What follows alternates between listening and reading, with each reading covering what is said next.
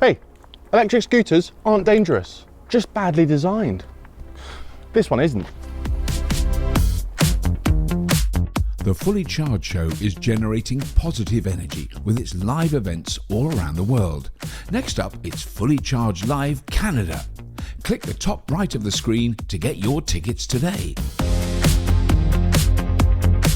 Hello, and welcome to what I hope will be the first in a new series of videos on the Everything Electric Show focused on all things micro-mobility.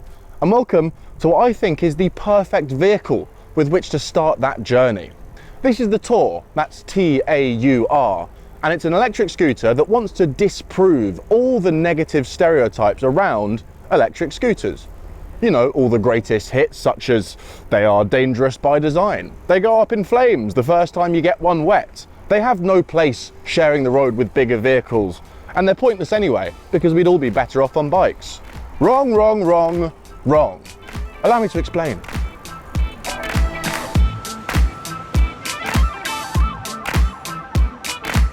Now let's begin with the biggest point of concern around electric scooters, safety while riding. Many people will tell you that e-scooters with their teeny wheels are prone to sending you flying over the handlebars if you hit a nasty bump or cobble or pothole.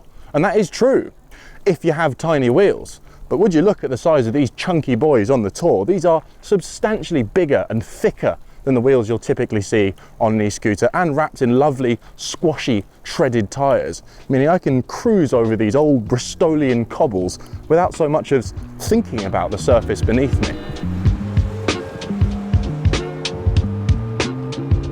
Now, we can't do a video about electric scooters without acknowledging the current state of legislation here in the UK, because it's worth noting that this, an electric scooter privately owned being ridden in public, this is not legal here in the UK right now, which is quite strange considering that this is perfectly fine. Rental e-scooters, no problem at all, even though it's got smaller, skinnier wheels and it doesn't have enough performance to help you keep up with traffic, and it's probably not as well looked after as this one over here. And yet, civilian commuter vehicle, criminal transport. It's a fairly ridiculous state of affairs, and if the truth be told, you'd have to be doing something really stupid to actually get pulled over by the police. If you're riding safely and sensibly, chances are they're going to turn a blind eye. They've got bigger fish to fry than people sensibly and safely getting to work. But that fear of having your scooter taken away, of having points on your license and a hefty fine, that is what's driving people towards buying these really entry-level, cheaply made e-scooters, which do burst into flames when they get wet, which do have very small wheels and send you flying over the handlebars if you hit a pothole in the road. And this in turn is giving scooters a bad name. It's a ridiculous state of affairs and it needs addressing as soon as possible. In the meantime, Taur have recently announced an interesting initiative where they've vowed to pay any fines that Taur owners incur while riding their products.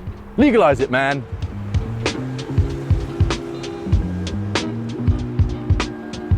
And here's a feature unique to the Taur. Have a look at these foot pads. Most scooters will have you stood 1 foot behind the other on a narrow deck.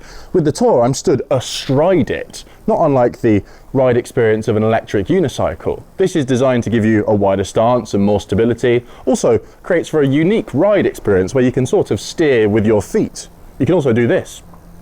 Can't do that on most scooters.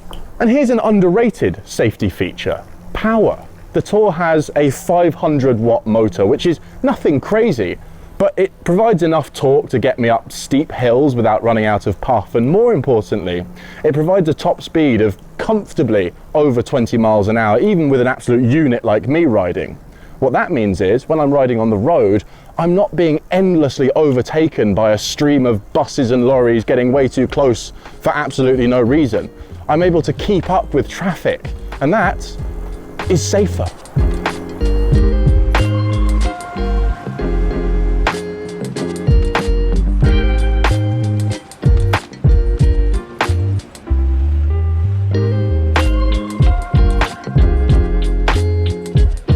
Now I should mention, what I've been riding today is actually an advanced prototype of the new and improved V2 Taur e-scooter. That over there, that's the V1. I've been riding that around London for the last couple of weeks and very much enjoying it. This, I've just had a quick go on today and it is a huge improvement.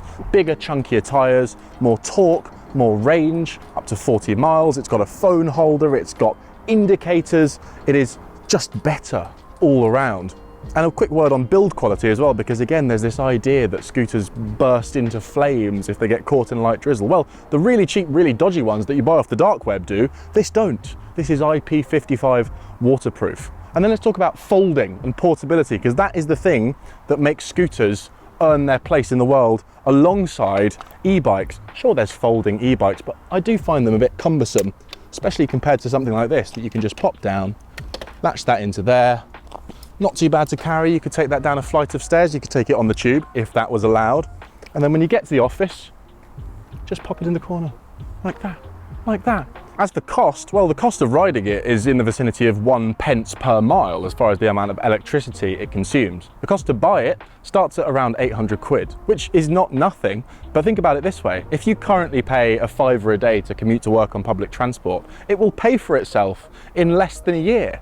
Plus you'll arrive at work having enjoyed a nice blast of fresh air instead of being spooned by a sweaty rando on the tube. Support our Stop Burning Stuff Patreon and help us tackle misinformation about electric vehicles and clean energy. So, Taur's electric scooter. Is it the best electric scooter? Well, it might be. With its gigantic wheels and uniquely fun and stable riding experience, it's definitely one of my personal favourites.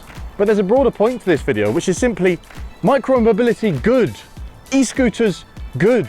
It's time to stop demonising this technology. These vehicles could and should have a huge part to play in our sustainable future, in the future of urban transportation.